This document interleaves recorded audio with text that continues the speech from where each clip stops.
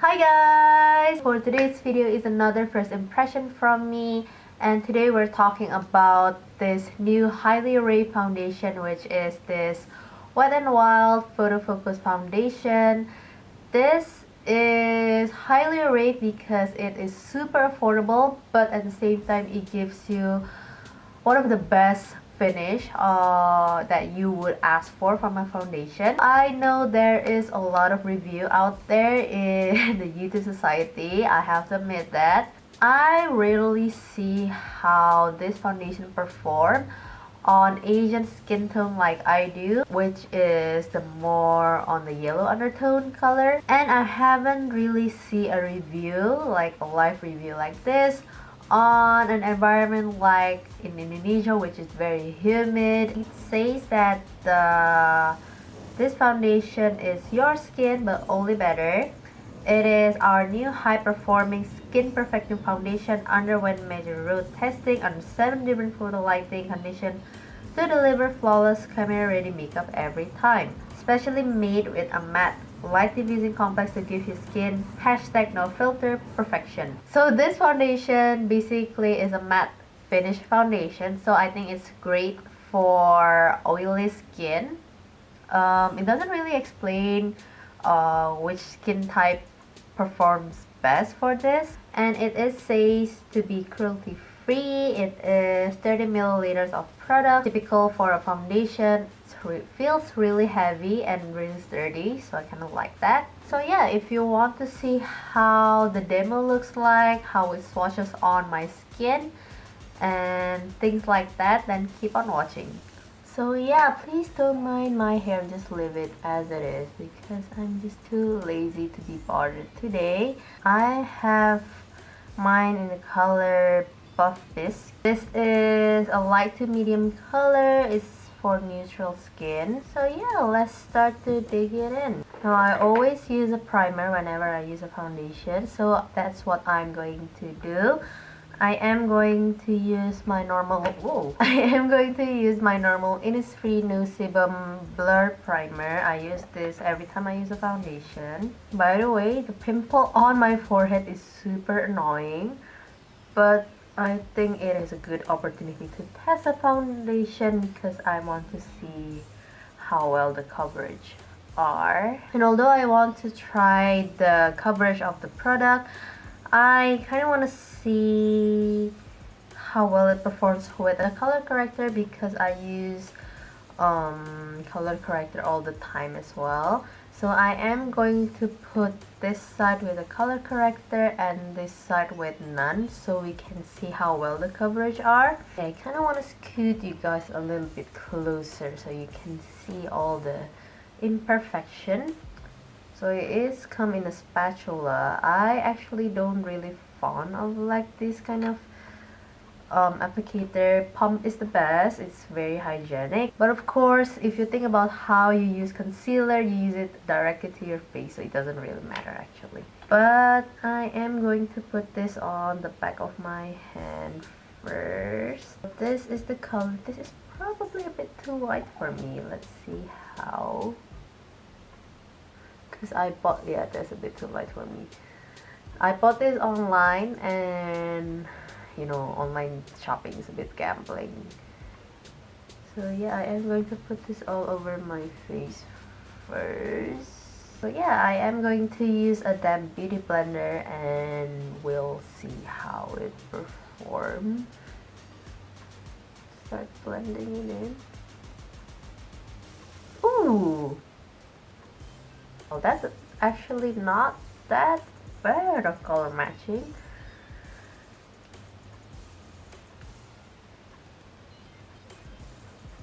Oh, can you see that? Can you see how it covers and make your skin looks much more even? So far, I like how it easily blended. This is actually not a bad color match for me. It is a little bit lighter, but it's not something that's like super noticeable. Like as long as I blend it well, I think I can pull this one off. This is the side where I haven't put any foundation, and this is the side where I put foundation. As you can see, my skin looks even. I have a dry skin and it doesn't look cakey on my dry spot, or it doesn't look super dewy. Of course, with my dark circle is kind of no help. Any kind of foundation doesn't help with my dark circle area because I have a very severe dark circle. But so far I kind of like how it blends. It's really easy to blend. It feels light on the skin. I am going to try to put a more layer on the areas where I need more coverage, but for this side I am going to try out with this brush. This is from Masami Shuko, the Masami Black edition. I actually really like this. Yeah, let's try with the brush.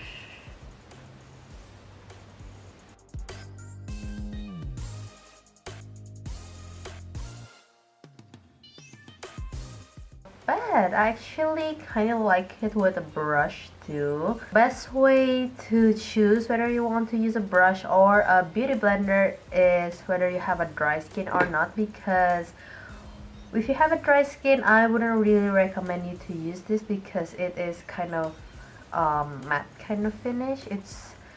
It's not dewy by any means, so beauty blender is good if you want to add some moisture to your face. I am going to put another layer with a beauty blender because I want to really go into these areas, and I think it's easier to use it with a beauty blender because I find the performance with the beauty blender and the brush is kind of the same. It's nothing really significantly different. It's just the amount of the moisture and whether you want to use a lot of product, because as you can see I put a lot of dots on my face on the beauty blender area, but I don't put a lot on this side.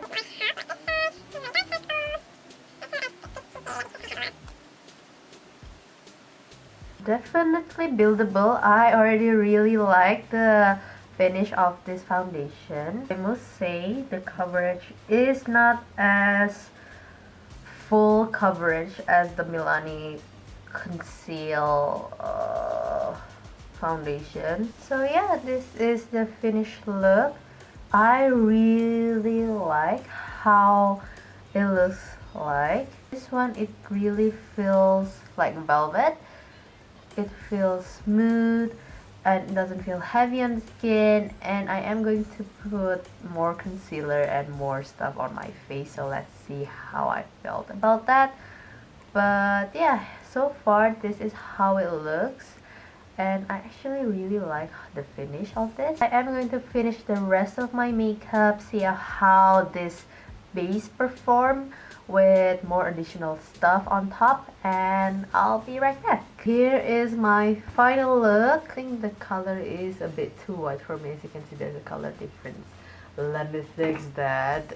I just can't be bothered now by now with putting this on the back of my hand because it's just so annoying.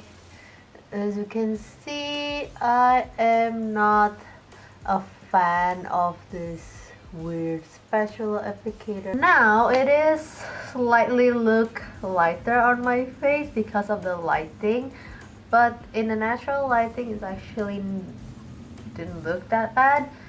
But yeah, here's the look, and aside from the color, I think the finish is okay. I think the product sits on top of it really beautifully. I only put powder underneath my eye for baking, but the rest of my face I just put a little touch of powder. So I want to see how it performs, how long it will stay. It's 2:30 now. I'm going to do check-ins with you in a minute or so and see my thoughts throughout the day.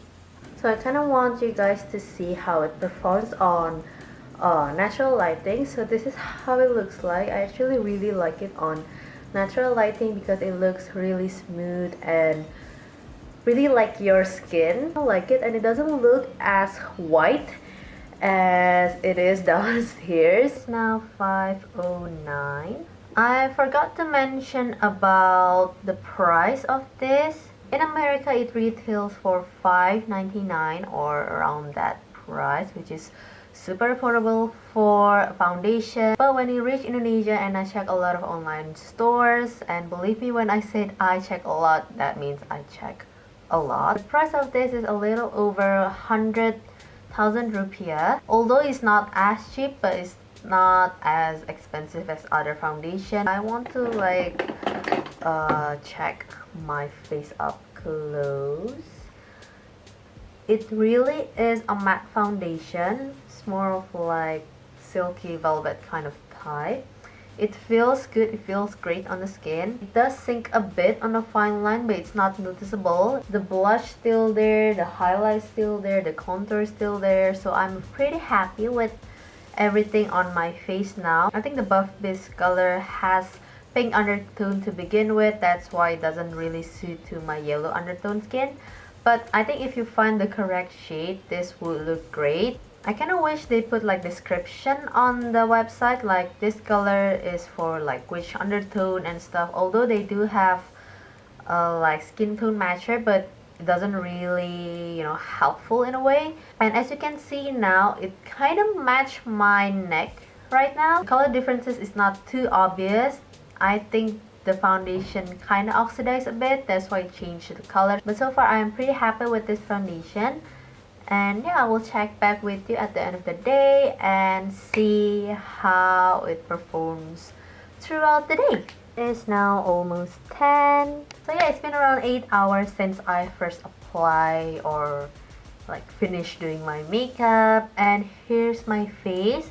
As you can see, around my T-zone area, it starts to get a bit oily, but it's not something that's really significant, and I must say I'm very pleased with that fact. So yeah, overall I think it's a great foundation. It stays on, it looks beautiful on camera, and it's super affordable. The only downside is for Indonesian buyer, you probably couldn't really swatch it, so you couldn't really find your shade. And I forgot to mention this, but it actually smells a bit funny. It kind of smells like spray paint, if that makes any sense. And I noticed that it kind of oxidized a bit when you use it, so please note that when you buy your shade. So yeah, overall great quality foundation. I will definitely keep using it. It has my approval as affordable but great quality foundation. Yeah, that's it for today's video, guys. I hope you guys enjoys it as much as I do, and if you do, please click the like button, and if you are new, please subscribe to the channel to get yourself updated with my new video. And yeah, I'll see you guys really soon. Bye!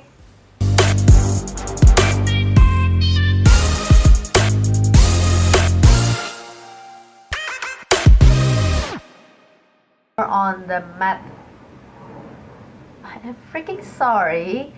The airplane is like, go away, go away, go away. So yeah, basically there's this like military celebration whatsoever, and they like practicing to do the airplane kind of show or something, and it's been flying around on top of my house, and it is annoying AF. Usually with this square, I just kind of like, can you stop messaging me? I check a lot of online stuff